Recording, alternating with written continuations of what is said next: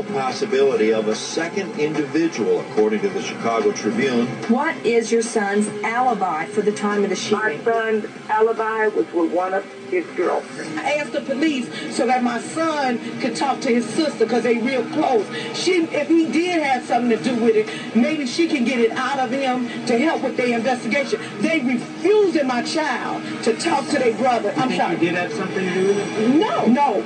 I don't want to cuss, but no.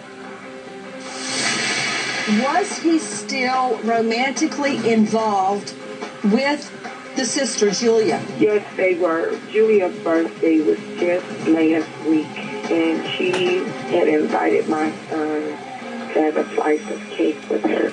People don't understand what's going on. If my son loved her, she loved him. Julia and William were separated, but they were still together. A slice of cake. Keep it. Right now, William Balfour behind bars is a person of interest in a triple slaying of Oscar winner Jennifer Hudson's family. And right now, police alluding to a second killer stalking the streets of Chicago. Everybody, I want to go straight back out to Michelle Segona with America's Most Wanted. What do you believe police are doing to try to find the so-called second killer?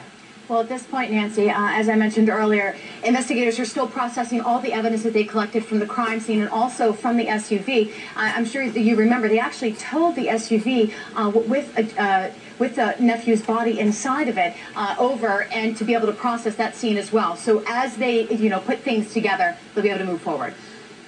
I want to go to Kathy Cheney, reporter with the Chicago Defender. On the other hand, Kathy Cheney, if there is a possibility that Balfour will be charged, what's the holdup if they've got fingerprints? Well, police won't confirm what type of evidence that they have that may link him to these homicides, but the state's attorney's office, they will not move forward until they have all their ducks in a row. The police will recommend the charges, the state's attorney's office will approve them, and then at any point, even up until his parole hearing, they can do that. Let's unleash the lawyers. Joining us tonight out of New York, veteran trial lawyer Richard Herman and defense attorney Penny Douglas Furr out of Atlanta. Richard Herman, if there is a second killer, I mean, we can't deny the fact that somebody drove Balfour's car to this nearby high school, walked away. Where was Balfour at that time? His car spotted in the neighborhood at 7 a.m. Then the victim's SUV emerges with a dead body in it across town.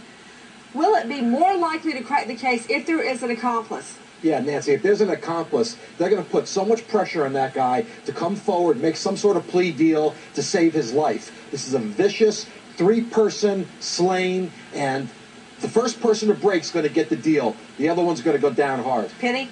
Well, Nancy, if Balfour went there intending to commit a crime, why would he drive his own car? And number two, why would he leave his own car that near the crime? And I would question if it was not some other person driving his car. Let's see Douglas Furr's face. Okay, let's answer your question. Why would Balfour throw a man out of his vehicle and then drive away speeding with the man on top of the car? Penny, why would he do that?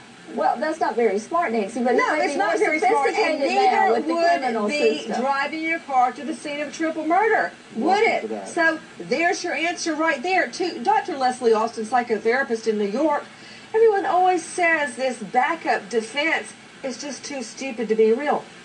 Criminals do stupid things all the time. That's how they get caught, Leslie. Exactly. Criminals do very stupid things, mostly because many crimes are crimes of passion. They don't plan them ahead, and they're just doing it in the heat of the moment. They make lots of mistakes, and I'm counting on that here to find out what really happened. On the other hand, Mike Brooks, a crime of passion can usually be solved very quickly. If it were domestic, for instance, it would be solved very quickly.